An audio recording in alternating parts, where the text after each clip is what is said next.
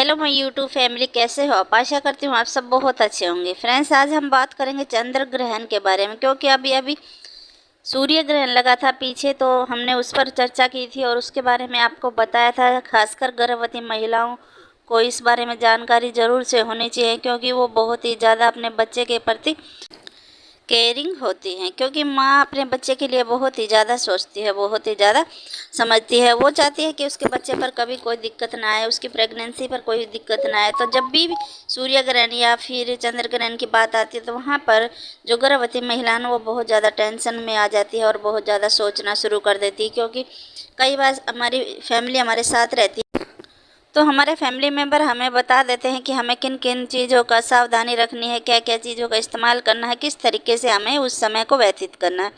लेकिन कई बार लोग बहुत अपनी फैमिली से दूर रहते हैं, साथ में नहीं रहते हैं, तो उनको इस चीज़ की जानकारी नहीं होती। वहाँ पर मैं आपको बताऊंगी कि चंद्र ग्रहण कब पड़ने वाला है, अक्टूबर महीने में, और उसका सूतक काल कब होगा, क्या चंद्र ग्रहण भारत में दिखाई देगा या नहीं देगा, या गर्भवती महिला को क्या क्या सावधानी बरतनी चाहिए, क्या सूतक काल में कोई भी शुभ कार्य कर सकते हैं या नहीं कर सकते हैं, ग्रहण के समय में क्या करना चाहिए, वो सारी वीडियो में मैं आपके साथ सारी जानकारी शेयर करूंगी। सारी चीज़ें मैं आपको आराम से और डिटेल से बताऊंगी, तो वीडियो में लास्ट तक बने रहिए। उससे पहले अगर आप चैनल पर नए हैं तो चैनल को सब्सक्राइब कर लीजिए। चलिए वीडियो शुरू करते हैं। सबसे पहले जानते हैं कि जो चंद्र ग्रहण है वो अक्टूबर महीने में किस तारीख को पड़ने वाला है। साल का आखिरी चंद्र ग्रहण शरद पूर्णिमा की तिथि 28 अक्टूबर की रात 1:05 से शुरू होगा। रात को 2:24 तक रहेगा। यह चंद्र ग्रहण साल का दूसरा और आखिरी ही चंद्र ग्रहण रहेगा। इसके बाद कोई भी चंद्र ग्रहण 2023 में नहीं पड़ने वाला है। तो यहाँ आपको पता चल गया है कि ये किस तारीख को पड़ने वाला है। ये 28 तारीख को, 28 अक्टूबर को पड़ने वाला है। तो इतना तो जान लिया है, लेकिन जानते हैं क्या ये भारत में दिखाई देता है या नहीं देता है, वो जान लीजिए। यहाँ पर ये चंद्र ग्रहण ब्लड मून के नाम से जाना जाने वाला है। चंद्र ग्रहण भारत में, अमेरिका में, पश्चिमी यूरोप और पश्चिमी अफ्रीका में भी दिखाई देगा। काफ़ी जगह ये दिखाई देने वाला है। भारत में भी दिखेगा, तो जाहिर सी बात है कि अगर चंद्र ग्रहण भारत में दिख रहा है तो सूतक काल भी मान्य रखेगा। सूतक काल फ्रेंड्स चंद्र ग्रहण लगने से 9 घंटे पहले शुरू हो जाता है, जिसमें कोई भी शुभ कार्य नहीं किया जाता। उस समय पर बोला जाता है कि शुभ कार्य नहीं करना है तो काम बिगड़ जाता है। अगर हम किसी काम को करते हैं तो वो बिगड़ जाता है। तो इसलिए कोई भी अच्छा या शुभ कार्य, कोई नया कार्य बिल्कुल भी नहीं करना है। अब बात करते हैं गर्भवती महिला को कौन कौन सी सावधानी बरतनी चाहिए सूर्य ग्रहण के दौरान। तो यहाँ पर फ्रेंड्स क्या है कि पहले टाइम में काफ़ी सारी दिक्कतें होती थी, लाइट की प्रॉब्लम होती थी, लाइट वगैरह नहीं होती, तो उस समय पर बोला जाता था कि गर्भवती महिला को सूर्य ग्रहण या फिर चंद्र ग्रहण के समय बाहर नहीं जाना है।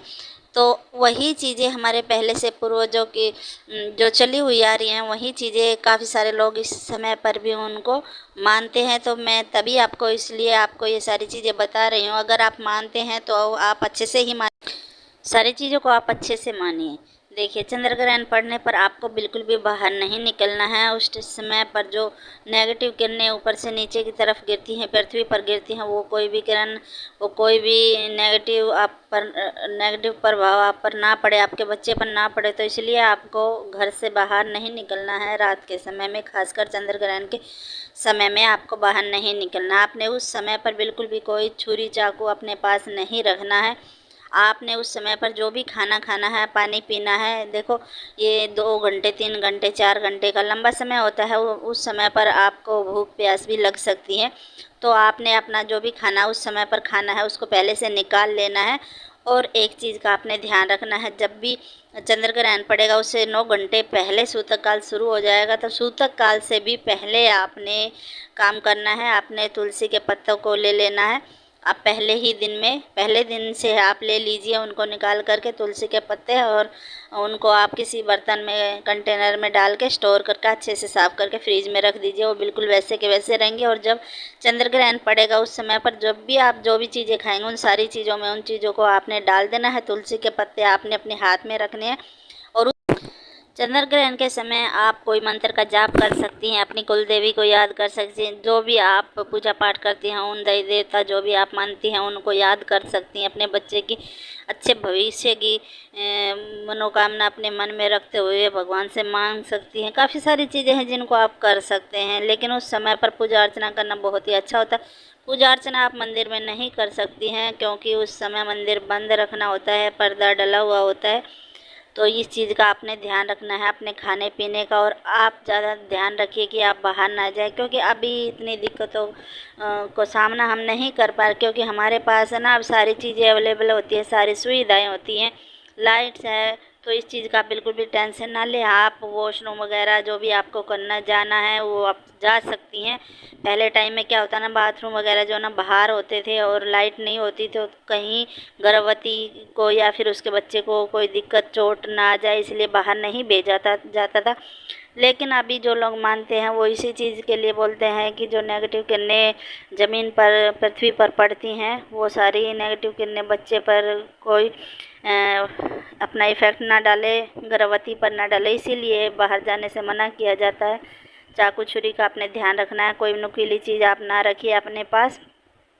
मंत्रों का जाप कीजिए और आप कुछ भी खा सकते हैं, इससे कोई दिक्कत नहीं होगी, क्योंकि आप लंबे समय तक भूखे नहीं रह सकते हैं। अगर आप जग रही हैं तो सो जाते हैं तो एक अलग चीज़ है, अगर आप नहीं सोते हैं जग रहे हैं तो भूख तो लगेगी, बहुत ही लंबा समय है। तो उसके लिए आपने इस चीज़ का ध्यान रखना है, कोई परेशानी नहीं होगी, कोई दिक्कत नहीं होगी।